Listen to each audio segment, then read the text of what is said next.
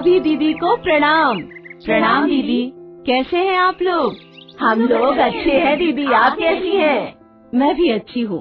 आज मैं आप लोगों से कुछ जानना चाहती हूँ। हम लोगों से? आप तो हमेशा हम लोगों को कुछ न कुछ अच्छी बातें बताती हैं। आप हमसे क्या जानना चाहती हैं दीदी? आप लोग इतने दिनों से स्वयं सहायता समूह से जुड़ी हुई हैं। क्या आप लोगों को लगता है कि इससे आप लोगों को कोई फायदा हुआ है या आपके जीवन में कोई बदलाव आया है? बहुत फायदा हुआ है दीदी। समूह से जुड़ने के बाद हम दीदियों में एकता और हिम्मत बढ़ी है और हम एक दूसरे की मदद करना भी सीख गए हैं।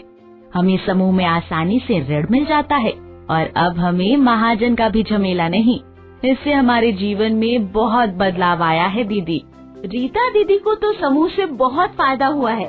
और भी कोई दीदी है जिन्हें समूह में जुड़ने से फायदा हुआ है? हाँ दीदी, हम लोग बचत करना भी सीख गए हैं। अब छोटे छोटे खर्चों के लिए हमें किसी से पैसे मांगने की जरूरत नहीं पड़ती। और समूह में हम लोगों को बहुत तरह की ट्रेनिंग भी मिलती है, जिससे हम लोगों की आमदनी भी पहले से बढ़ी है।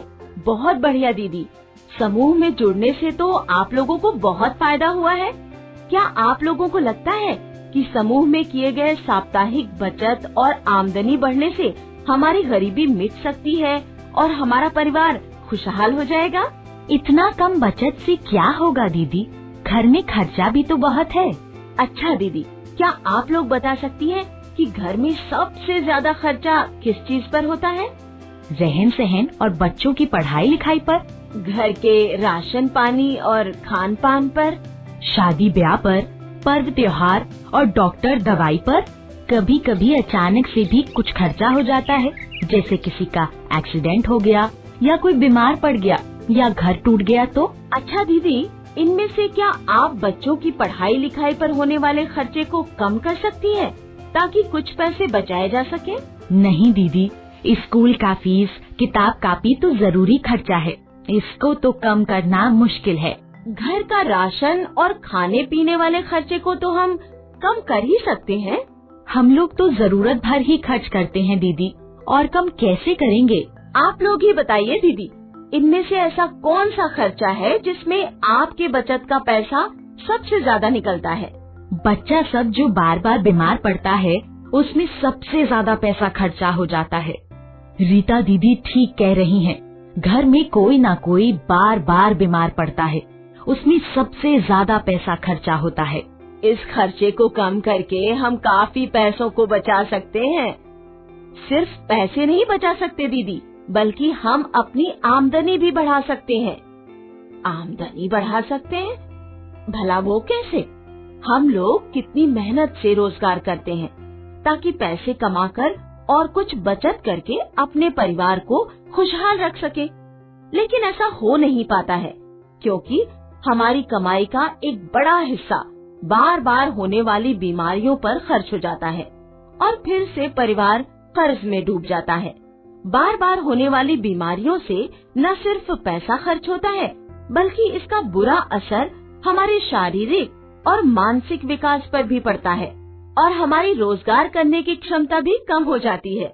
यदि बच्चे बार बार बीमार पड़ते हैं तो कमजोर हो जाते हैं, जिसकी वजह से वो पढ़ने लिखने में उतने अच्छे नहीं होते और आगे चलकर अच्छी नौकरी या रोजगार करने में सक्षम नहीं हो पाते हैं।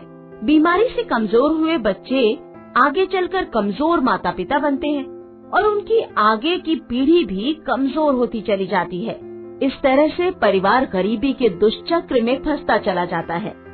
मतलब कि अगर हम कम बीमार पड़ेंगे तो हमारे पैसे भी बचेंगे और स्वस्थ रहेंगे तो रोजगार भी अच्छे से कर पाएंगे, जिससे हमारी आमदनी भी बढ़ेगी।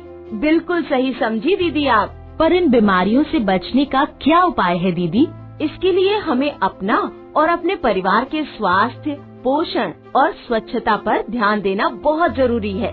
परिवार के सभी सदस्यों को, खासकर बच्चों, गर्भवती महिलाओं और धात्री माताओं के पोषण पर ध्यान देना बहुत जरूरी है। इससे हम कई तरह के अनचाहे खर्चों से बच सकते हैं। परिवार के सभी सदस्यों को हमेशा शौचालय का प्रयोग करना चाहिए और साफ सफाई का विशेष ध्यान रखना चाहिए। साथ ही समय समय पर सही तरीके से साबुन से हाथ धोना भी जरूरी है। इन सब से हम बीमारियों को रोक सकते हैं और खर्चों को भी रोक सकते हैं। बीमारियों से जल्दी मुक्ति पाने के लिए स्वास्थ्य सेवाओं और अस्पताल से तुरंत संपर्क करना चाहिए। इन सब बातों का ध्यान रखकर हम अपने काम करने की शक्ति और उत्पादकता बढ़ा सकते हैं और अपने परिवार में खुशहाली ला सकते हैं। ये तो आपने बहुत अच्छी बात बताई दीदी, और हम कोशिश करेंगे कि अपने परिवार के स्वास्थ्य, पोषण और स्वच्छता का ध्यान रखें। पर ये समझ नहीं आता कि ऐसा क्या करें कि परिवार का स्वास्थ्य अच्छा रहे। बहुत अच्छा सवाल पूछा आपने। आप लोग सोचिए और अपने परिवार से इस विषय पर चर्चा कीजिए कि कैसे हम अपना और अपने परिवार का स्वास्थ्य अच्छा रख सकते हैं। आने वाली बैठक में हम आपके भी विचार समझेंगे और स्वास्थ्य, पोषण और स्वच्छता से संबंधित हर विषय पर विस्तृत चर्चा भी करेंगे। ठीक है दीदी, हम सब आज ही जाकर इस विषय पर घर में सबसे चर्चा करेंगे। इतनी जरूरी जानकारी के लिए आपका बहुत बहुत धन्यवाद। धन्यवाद दीदी।